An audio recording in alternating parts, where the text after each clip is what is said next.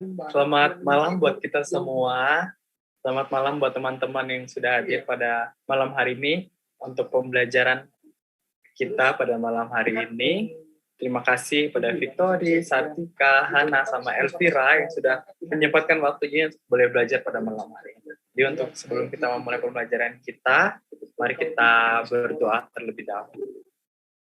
Bapa kami yang di surga, terima kasih berkat-Mu pada malam hari ini kami akan mempelajari pembelajaran mengenai firman Tuhan. Kiranya pembelajaran ini boleh menjadi berkat buat kami secara pribadi. Terima kasih Tuhan yang memang Yesus berada dan mengucap syukur. Amin. Jadi pada malam hari ini kita akan mempelajari mengenai penciptaan. Wah, penciptaan ya. Apa itu penciptaan? Nah, mari kita mendengarkan pembelajaran kita pada malam hari ini. Ada beberapa pertanyaan seputar mengenai penciptaan. Mungkin berapakah umur alam semesta, bagaimana dan kapan bumi pertama kali terbentuk, berapa lama kehidupan di atas planet ini, dan siapakah yang memulainya? Ini seringkali menjadi pertanyaan buat kita sampai sekarang mengenai seputar penciptaan. Kalau berbicara tentang penciptaan, yang langsung keluar dalam pemikiran kita adalah dua pemikiran dasar mengenai penciptaan. Saya yakin dan percaya waktu kita masih sekolah, ya kan, waktu kita masih sekolah, zaman kita dari SD sampai SMA, kita mempelajari mengenai penciptaan secara pembelajaran sekolah, kita pasti mengenal mengenai teori apa? Teori Darwin. Teori Darwin itu teori evolusi, yang dari awalnya manusia itu dikatakan di sana manusia itu awalnya adalah monyet, dari spesies monyet. Nah, benar nggak ya manusia itu dari spesies monyet atau bukan? Nah, ini mengenai evolusi. Evolusi manusia dari suatu spesies menjadi akhirnya sesuatu yang sempurna, yaitu manusia. Tetapi kalau di dalam pelajaran kita pada malam hari ini, kita akan mempelajari apakah arti penciptaan itu yang sesungguhnya dan apa saja penciptaan itu mengenai secara alkitabiah. Nah, yang terjadi sekarang kalau kita mau mempelajari mengenai penciptaan itu, kita lalu bosan kalau mau pelajari mengenai teori, mengenai teologi, mengenai Alkitab, bosan. Kita langsung memilih untuk keluar. Tapi kalau mengenai evolusi, kita langsung kita tertarik mau belajar mengenai evolusi ini. Tapi kalau mau mempelajari mengenai Alkitab, kita langsung malas nih. Tapi pada malam hari ini, itulah mengapa saya mengambil topik penciptaan. Karena ini merupakan satu topik yang menarik buat kita. Dan seringkali mungkin kita ini mengesampingkan atau menganggap remeh mengenai penciptaan. Kita lebih percaya kepada teori manusia daripada penciptaan yang sesungguhnya. Apa arti penciptaan sesungguhnya menurut firman Tuhan atau Alkitab? Kita pelajari dulu nih secara manusia, secara teori. Apa ya secara teori mengenai penciptaan? Kalau kita belajar dari masa kita SMA atau kita masih SMP, kita belajar mengenai teori evolusi daripada Darwin, Lamarck Darwin. Jadi kalau menurut Darwin ini, melalui peneliti Darwin, dia bilang bahwa teori penciptaan ini berasal dari binatang oleh suatu proses alamiah. Jadi ada kesinambungan antara dunia binatang dan dunia manusia. Jadi ratusan atau ribuan juta tahun yang lalu, Allah menciptakan living germs atau living germs, itu kuman, baksil atau binatang yang bersel satu dan berkembang, akhirnya menjadi manusia. Dan setelah itu Allah tidak ikut campur dengan apa yang terjadi dengan alam semesta. Ini kalau menurut teori evolusi Darwin. Namun berbeda dengan teori dari Life Gem. Kalau dari Life Gem ini melalui proses alamiah, binatang bersel satu itu berubah secara perlahan-lahan menjadi tanaman, binatang, dan manusia. Nah, ini yang kita lihat perbedaan. Jadi kalau tadi dari living germs itu dia dari kuman binatang bersatu, setelah itu menurut dia Allah tidak mengikut campuri mengenai perkembangan alam semesta. Kalau dengan living gem Allah itu melalui proses alamiah, katakan di sana. Dari binatang bersel lalu berubah menjadi tanaman, binatang, dan pada akhirnya menjadi satu makhluk hidup yang sempurna, yaitu manusia. Itu yang terjadi. Menurut teori evolusi daripada Darwin. Jadi Charles Darwin ini adalah orang yang pertama yang mengembangkan model mengenai bagaimana terjadinya evolusi. Teori evolusi ini mengatakan bahwa binatang itu berevolusi menjadi manusia, dikatakan di sana. Dan ini berarti kondisinya membaik.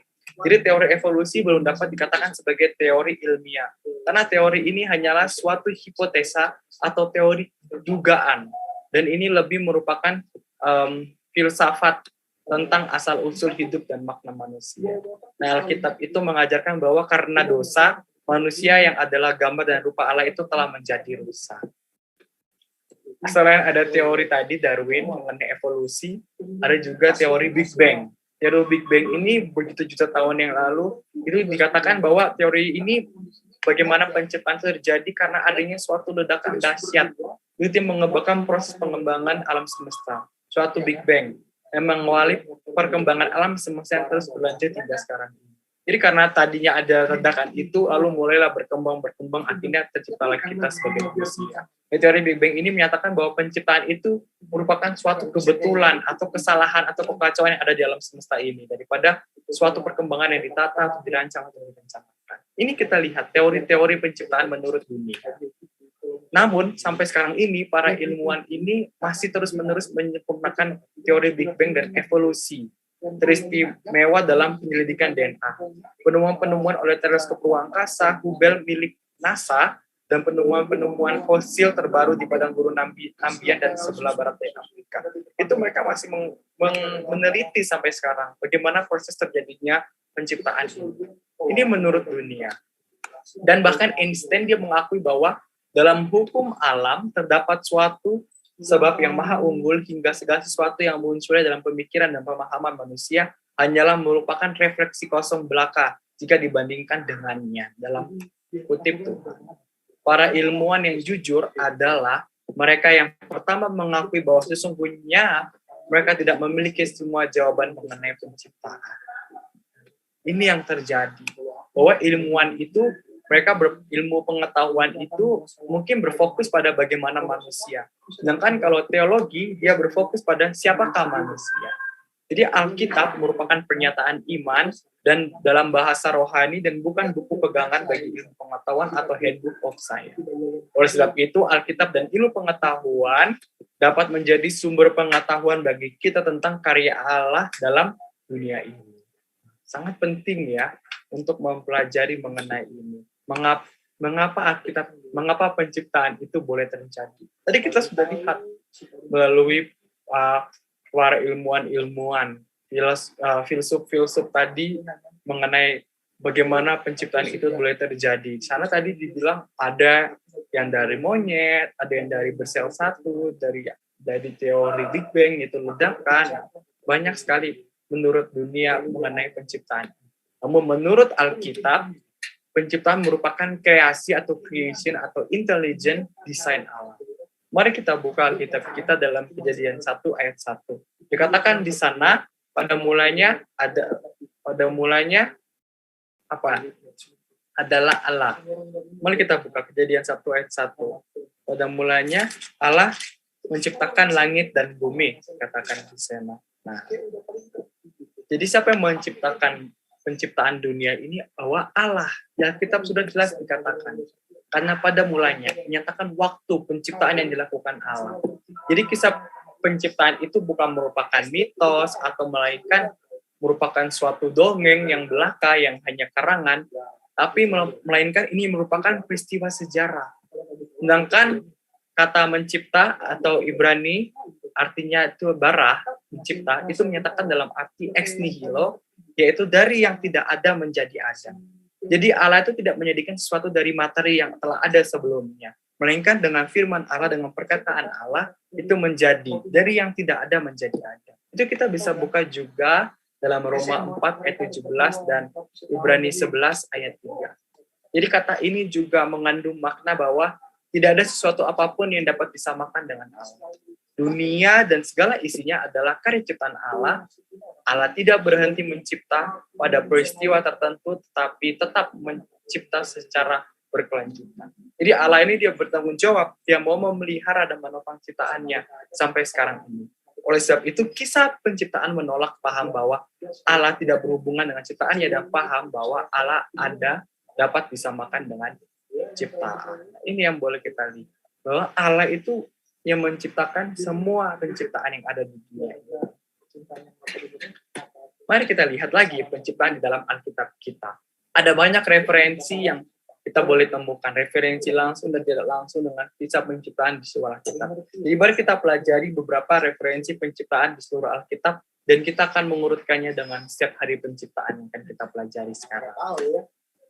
Selain dalam kitab Kejadian, referensi dalam Alkitab ini terdapat banyak sekali perkataan bahwa memang Allah menciptakan dunia ini.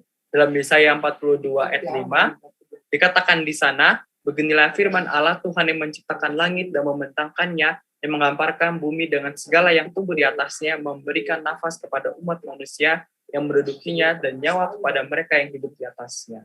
Ayat 4, Yesaya 44 ayat 24, mungkin bisa Jessica membacakan Yesaya 44 ayat 24, atau bisa yang ada di screen Yesaya 44 ayat 24. Beginilah firman Tuhan penebusmu yang membentuk engkau sejak dari kandungan. Akulah Tuhan yang menjadikan segala sesuatu, yang seorang diri membentangkan langit, yang menghamparkan bumi. Siapakah yang mendampingi aku? Oke, terima kasih. Jadi ini merupakan suatu bukti bahwa siapa yang membuat bumi. Beginilah firman Tuhan. Akulah Tuhan yang menjadikan segala sesuatu, yang seorang diri membentangkan langit, yang menghamparkan bumi. Siapakah yang mendampingi aku? Jadi Tuhan sudah katakan sana, Dia yang membentangkan langit, Dia yang menciptakan langit dan bumi. Lalu siapa lagi yang boleh kita lihat? Dalam Yeremia 51 ayat 15 dikatakan di sana, Tuhanlah yang menjadikan bumi dengan kekuatannya, yang menegakkan dunia dengan kebijaksanaannya, yang membentangkan langit dengan akal budi. Jadi sudah sangat jelas di dalam Alkitab, dalam referensi dari kitab-kitab lain dikatakan bahwa Tuhanlah yang menjadikan bumi. Lalu ayat apa lagi?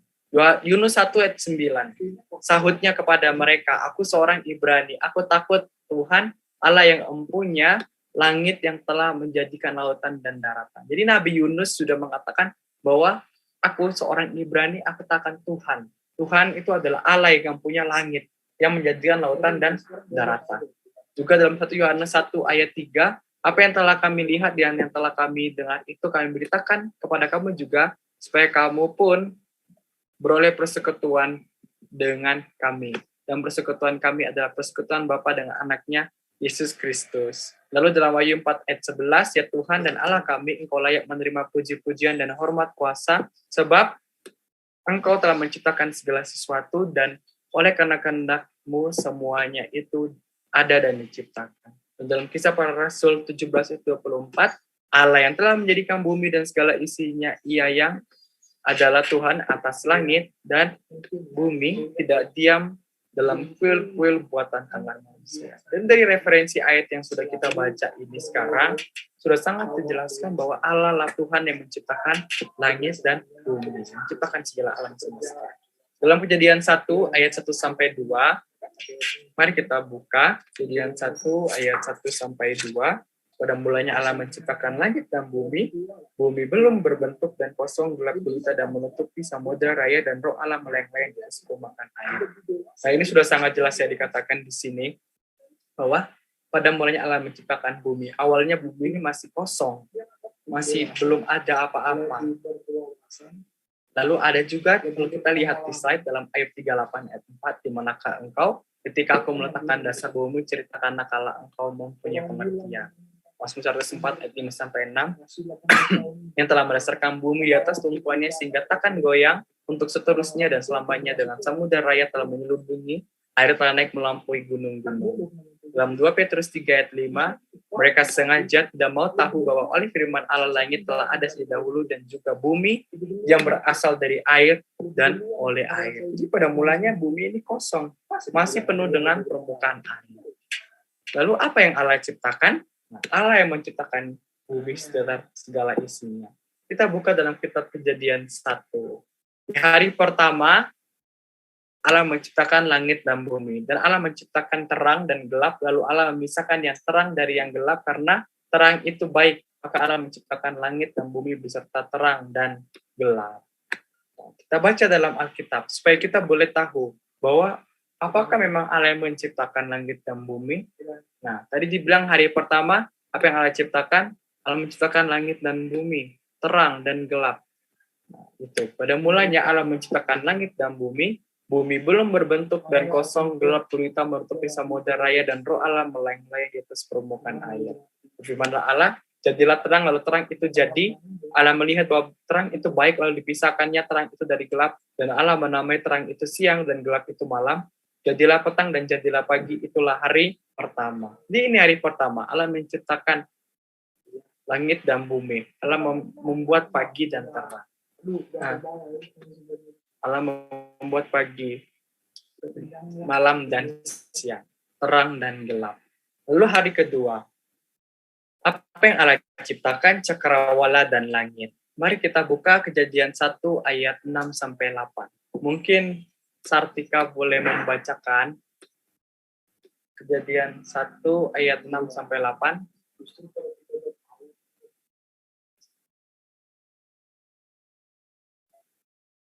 Atau Hana lagi, boleh ke Hana?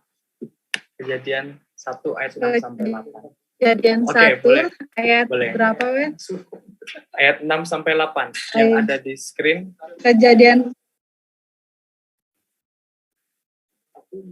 Kejadian 1 ayat 6 sampai 8. Ayat 6 berfirman Allah, jadikanlah cakrawala di tengah segala air untuk memisahkan air dari air. Ayat 7, maka Allah menjadikan cakrawala dan wala itu dari air yang ada di atasnya, dan jadilah demikian. Ayat 8, lalu Allah menamai cakrawala itu langit, jadilah petang dan jadilah pagi. Itulah hari kedua. Oke, terima kasih. Jadi sudah sangat jelas buktinya bahwa Allah pada hari kedua Allah menciptakan cakrawala dan langit. Hari ketiga, apa yang Allah ciptakan? Allah menciptakan darat, lautan, tumbuhan berbiji, dan buah-buahan. Itu kita bisa lihat dalam Kejadian pasal 1 ayat 9 sampai 13. Berfirmanlah Allah, hendaklah segala air yang di bawah langit berkumpul pada satu tempat sehingga kelihatan yang kering, dijadilah demikian. Lalu Allah menamai yang kering itu darat, dan kumpulan air itu dinamainya laut. Allah melihat bahwa semuanya itu baik. Berfirmanlah Allah, hendaklah tanah menumbuhkan tunas-tunas muda, tumbuh-tumbuhan yang berbiji, segala jenis pohon, buah-buahan yang menghasilkan buah yang berbiji, supaya ada tumbuh-tumbuhan di bumi, dan jadilah demikian. Tanah itu menumbuhkan tunas-tunas muda, segala jenis tumbuh-tumbuhan yang berbiji, dan segala jenis pohon-pohonan yang menghasilkan buah yang berbiji. Allah menjadikan bahwa semuanya itu baik, jadilah petang dan jadilah pagi, itulah hari ketiga. Jadi hari ketiga Allah memisahkan daratan, lautan, Allah membuat tumbuh-tumbuhan berbiji, buah-buahan, semuanya Allah ciptakan pada hari ketiga. Hari keempat Allah membuat benda-benda penerang. Contohnya seperti matahari, bulan, bintang.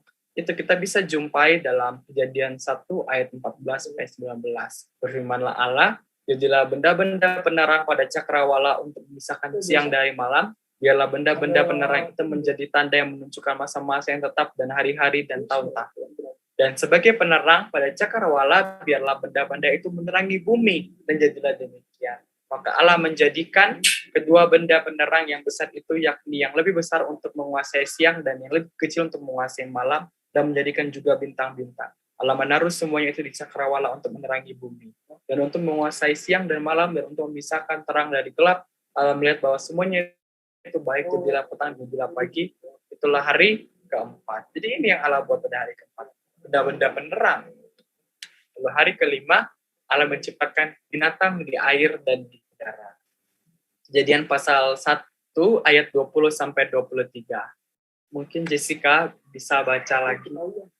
Kejadian 1 ayat 20 sampai 23.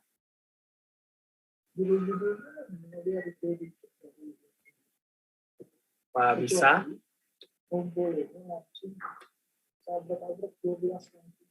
Atau Victory boleh bacakan? Apa bisa sinyalnya? Kejadian 1 ayat 20 sampai 23. Suaranya enggak ada. Suaranya belum ada. Mungkin sinyal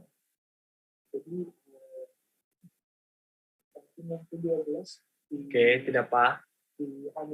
Oke, biar saya saja yang baca. Berfirmanlah Allah, hendaklah dalam air berteriapan makhluk yang hidup, dan hendaklah burung berterbangan di atas bumi melintasi cakrawala. Maka Allah menciptakan binatang-binatang laut yang besar dan segala jenis makhluk hidup yang bergerak dan yang berkeriapan dalam air, dan segala jenis burung yang bersayap. Allah melihat bahwa semuanya itu baik. Lalu Allah memberkati semuanya itu, firman-Nya, berkembang biaklah dan bertambah banyaklah serta penuhilah air dalam laut, dan hendaklah burung-burung di bumi bertambah banyak, jadilah petang dan jadilah pagi. Itulah hari kelima. Jadi hari kelima Allah menciptakan binatang di air dan di udara. Nah, ini bisa kita lihat ya, contohnya binatang apa aja yang ada di air dan apa aja yang ada di udara. Ikan, burung, semuanya itu Allah ciptakan pada hari kelima. Dan hari keenam Allah menciptakan binatang di darat dan manusia. Kejadian 1 ayat 24 sampai 27. Boleh Sartika baca lagi? Kejadian 1 ayat 24 sampai 27. Ayat Kejadian 1 ayat 24, berfirmanlah Allah, hendaklah bumi mengeluarkan segala jenis makhluk yang hidup, ternak dan binatang, melata dan segala jenis binatang liar. Dan jadilah demikian. Ayat 25, Allah menjadikan segala jenis binatang liar dan segala jenis ternak dan segala jenis binatang melata di muka bumi. Allah melihat bahwa semuanya itu baik. Ayat 26, berfirmanlah Allah, baiklah kita menjadikan manusia menurut gambar dan rupa kita, supaya mereka berkuasa atas ikan-ikan di laut dan burung-burung di udara dan atas ternak dan atas seluruh bumi dan atas segala binatang melata yang merayap di bumi. Ayat 27, maka Allah menciptakan manusia itu menurut gambarnya, menurut gambar Allah diciptakannya dia, laki-laki perempuan diciptakannya mereka. Oke, terima kasih. Bahwa di hari ke-6 Allah menciptakan binatang di darat dan manusia. Ini yang Allah ciptakan. Jadi pada hari ke-6 selain ada apa tadi, ada binatang-binatang di darat seperti gajah dan lainnya, Allah menciptakan juga manusia, yaitu Adam dan Hawa. Nah, tapi ada sebuah keistimewaan yang boleh kita lihat di sini. Kalau manusia itu, kalau kita baca Alkitab dalam Kejadian 1 tadi, pada hari ke-1 sampai hari ke-6, itu Allah berfirman, Allah mengucapkan perkataan. Namun, untuk manusia pada hari ke-6, Allah membuat Adam itu dari apa? Nah, kita baca dulu dalam Kejadian 1 ayat, bentar ya. Kejadian 2 ayat 7. Sebenarnya katakan ketika itulah Tuhan Allah untuk manusia dari debu tanah dan membuskan nafas hidup ke dalamnya, demikian manusia menjadi makhluk yang hidup. Jadi manusia ini spesial, bukan melalui perkataan, namun Allah yang membentuk itu sendiri. Nah, ini keistimewaan manusia. Yang pertama, Allah sendiri yang menciptakan, yang membentuk dengan tangannya. Manusia diciptakan menurut gambar dan rupa Allah. Manusia berkomunikasi secara langsung dengan Allah, dan manusia memiliki kuasa dan kemampuan untuk berkarya. Manusia memiliki akal budi.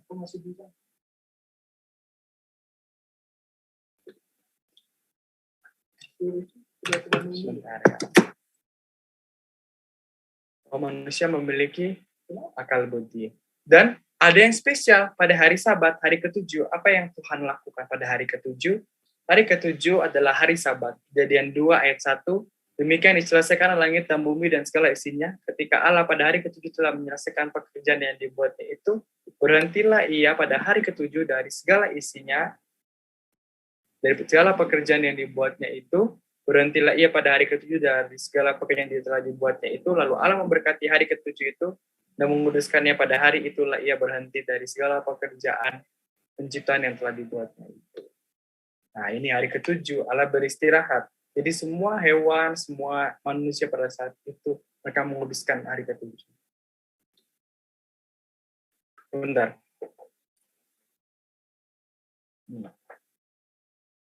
Jadi kesimpulan kita pada malam hari ini adalah, nah setelah kita mempelajari mengenai penciptaan yang sesungguhnya menurut Alkitab, memahami asal-usul kita sangat penting, yang mana Allah memilikinya dan menempatkannya sebagai subjek pertama dalam Alkitab, dan dari pekabaran Alkitab didasarkan pada historisitas kisah penciptaan. Jadi melalui implikasi dari asal-usul kita dapat mempelajari mengapa kita dapat mendapatkannya dengan benar. Sangat penting untuk pemahaman kita tentang siapa diri kita, mengapa kita di sini. Jadi keajaiban penciptaan membantu kita dalam mempercayai bahwa cinta dan kuasa Allah yang luar biasa. Jadi penciptaan yang tadi sudah kita pelajari itu merupakan pernyataan iman orang yang percaya bahwa Allah yang menciptakan langit dan bumi serta segala isinya, seperti yang dikatakan dalam Ibrani 11 ayat 3, karena iman kita mengerti bahwa alam semesta telah dijadikan oleh firman Allah. Hal ini berarti bahwa ajaran Alkitab tentang penciptaan didasarkan pada pernyataan atau wahyu ilahi dan dapat dimengerti hanya berdasarkan iman. Jadi melalui pembelajaran mengenai penciptaan pada malam hari ini daripada firman Tuhan, kita boleh mempelajari bahwa Allah lah yang menciptakan, langit dan bumi serta segala isinya.